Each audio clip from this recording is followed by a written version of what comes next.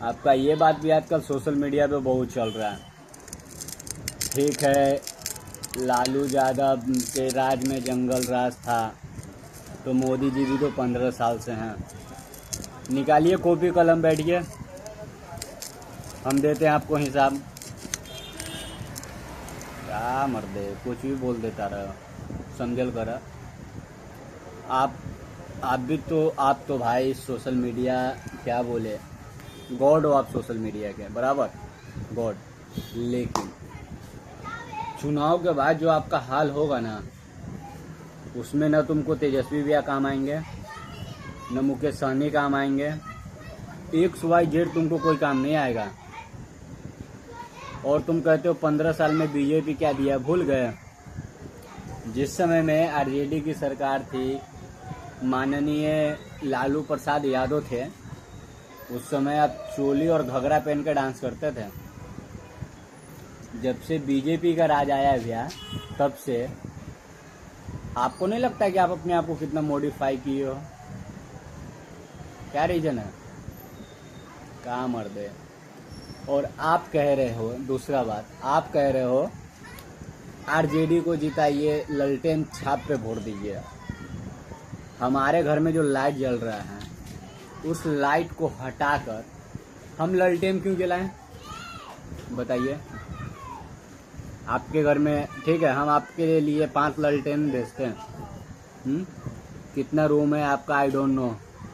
हम आपको 5 ललटेन भेजते हैं 25 लीटर राशन तेल के साथ, ठीक है। और आपसे निवेदन है कि आप अपने घर में वो, जब तक 25 लीटर वो तेल खत्म नहीं होता, आप लालटेन जलाइएगा।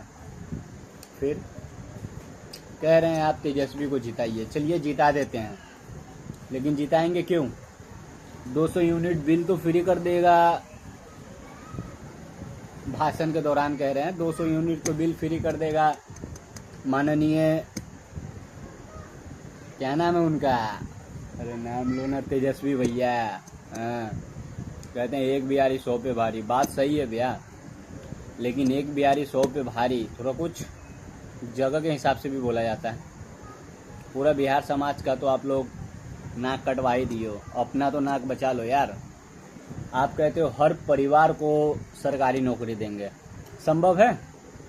300 करोड़ का बजट है अपना, 1200 करोड़ खर्चा करने का सोच रहे हो तुम, कहाँ से लाओगे पैसा? हिसाब दो।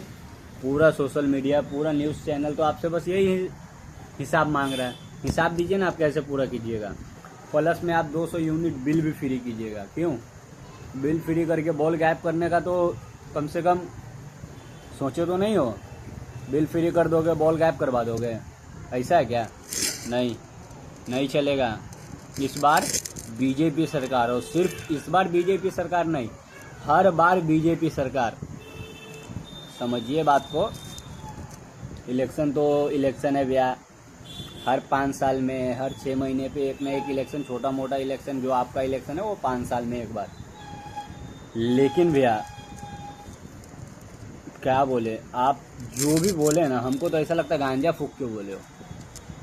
ऐसा थोड़ी बोलता है, आप इतने सीनियर आदमी हो यार, बस क्या कुछ भी बोल देते हो।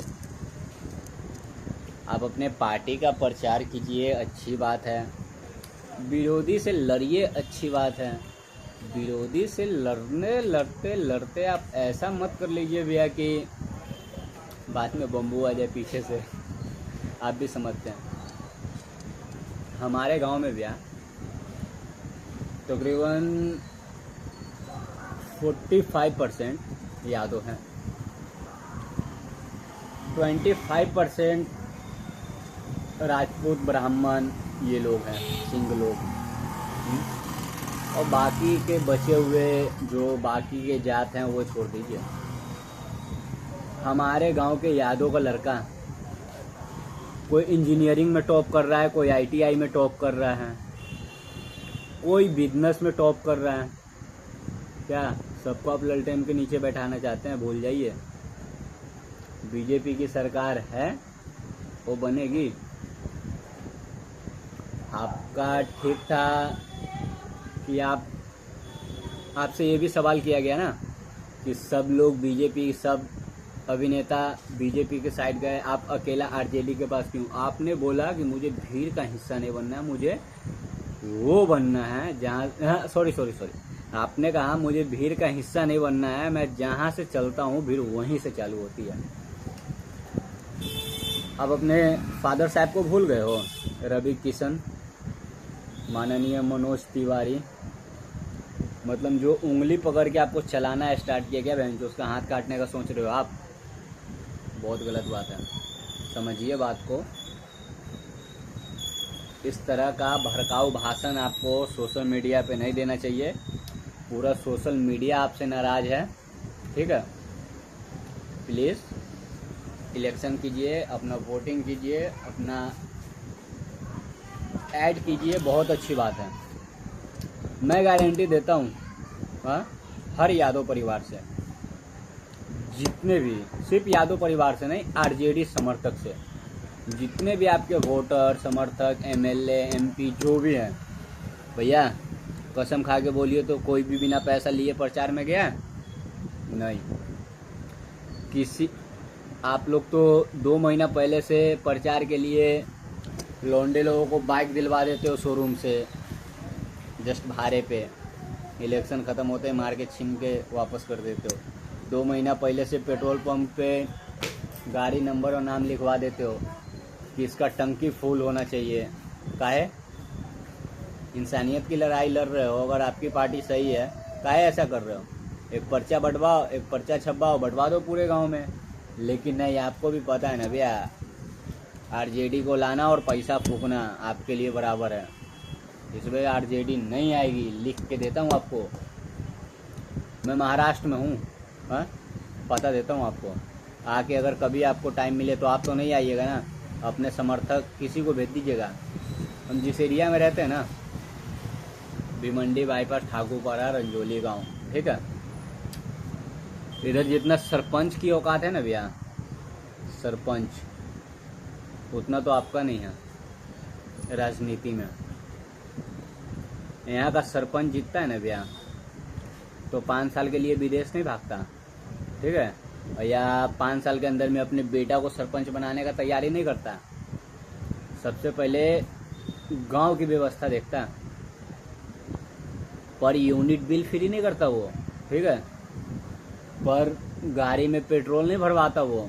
लेकिन जहाँ उतर जाता है ना, हाँ करसन दादा है, हाँ सचिन दादा है, हाँ देवा भाई हैं, समझे?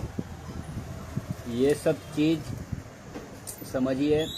जितना अगर सरपंच काम किया किसी भी राज्य का, अगर उतना अगर आप लोग काम कर लिए होते तो आपको भड़काऊ भाषण सोशल मीडिया पे देने की ज़रूरत नहीं थी।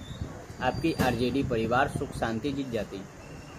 लेकिन आपके आरजेडी परिवार को गाय के घोटाला, यानी चारा घोटाला, बहुत सी चीज़ें हैं, बताइए, जिनके पापा आज तक नहीं बदल पाए, आप बदल दीजिएगा, संभव ही नहीं है। फिर समझिए बात को। कुछ गलत कह दिए हों तो माफ़ कीजिएगा, वरना मैं कुछ गलत बोला नहीं, समझे? Good bye.